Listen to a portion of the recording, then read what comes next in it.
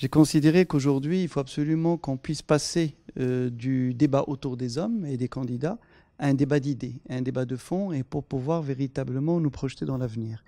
Et j'ai considéré aussi qu'il était essentiel, à travers les tournées que j'ai faites au niveau des différentes provinces du royaume ou à travers différentes rencontres que j'ai eues, de donner la parole à tous les militants. Et c'est la raison pour laquelle ce sondage était un sondage ouvert à tous, et aux militantes et aux militants, pour qu'ils puissent donner leur point de vue, qu'ils puissent répondre à un certain nombre de problématiques qui sont posées, qu'ils puissent évaluer la situation et surtout qu'ils puissent montrer véritablement quel parti ils veulent pour l'avenir. Et je dois dire que nous avons aussi tenu à ce que les sympathisants du parti donnent aussi leur voix pour que ce projet commun soit un projet qui englobe et un projet qui réponde aux aspirations donc, de l'ensemble des partisans. Quels sont les enseignements que vous avez tirés?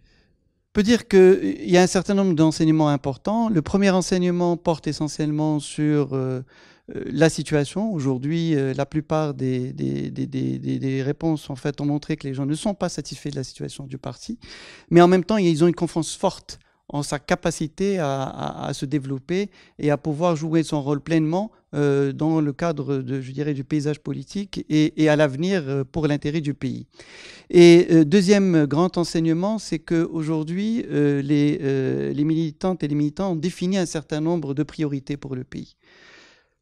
L'éducation, la santé, l'emploi, le vivre ensemble. Ils ont beaucoup insisté sur cette problématique qui commence à se poser avec acuité.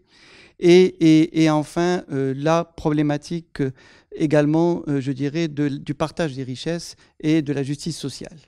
Et pour ce faire, ils ont mis l'accent sur 3 leviers. Le premier levier, c'est celui de la reddition des comptes. Le deuxième levier, c'est celui de la lutte contre la corruption et de la bonne gouvernance. Et le troisième levier, c'est celui de la confiance. La confiance dans les institutions, la confiance dans les partis politiques, la confiance interpersonnelle et entre les différents membres de la société pour pouvoir véritablement construire le Maroc que nous voulons ensemble.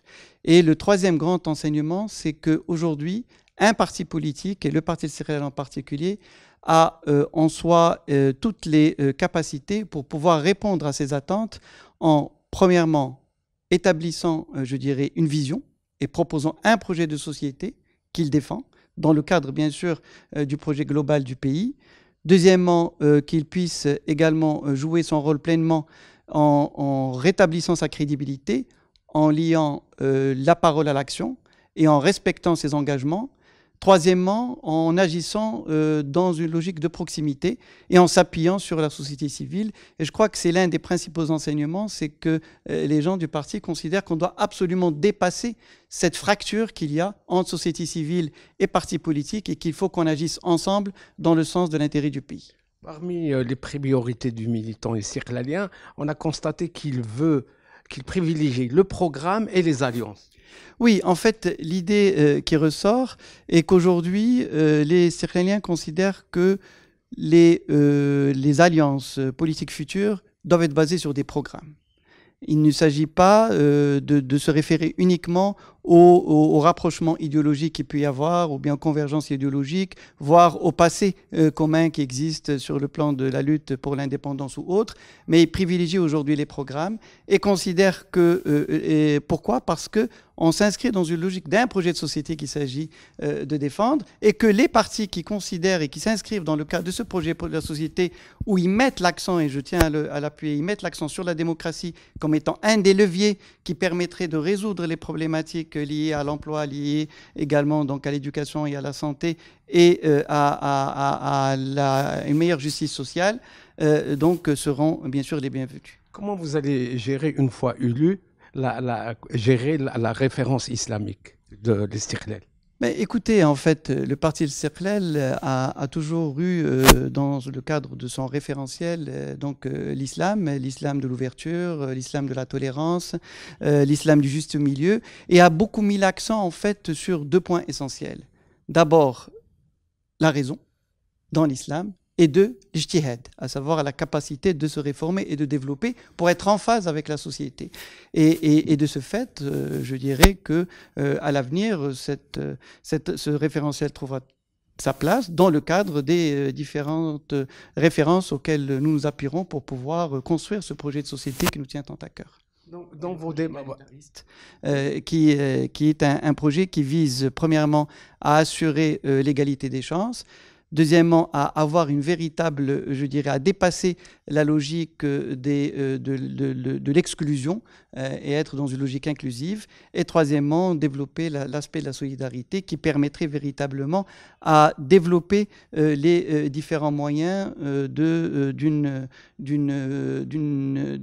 développement partagé et d'un développement plus équilibré entre les différentes régions du Maroc, mais aussi entre les différentes couches sociales et entre le monde rural et le monde urbain. Dans vos démarches actuelles, est-ce que vous avez associé même le courant Shabbat, Shabbat lui-même?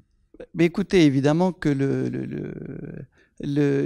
c'était un sondage ouvert à tous, et je peux vous dire qu'à travers les différentes comptes que j'ai eues, aujourd'hui avec les différentes discussions que j'ai eues, évidemment, toutes les discussions ont été ouvertes à tous, et même au secrétaire général, parce que dès le départ, dans ma démarche, j'ai considéré qu'il était important que tous soyons, je dirais, acteurs dans je dirais, la solution pour faire de ce parti ce qu'il a toujours été, un parti, je dirais, d'ouverture, un parti de la pensée, un parti capable d'apporter des alternatives et un parti capable de mobiliser au profit de l'intérêt du pays. On peut dire que Nizar Barakat est d'ores et déjà secrétaire général d'Istiqlal. C'est les militants qui décideront, et aujourd'hui, je suis candidat au poste de secrétaire général et j'espère avoir la confiance des différentes militantes et militants.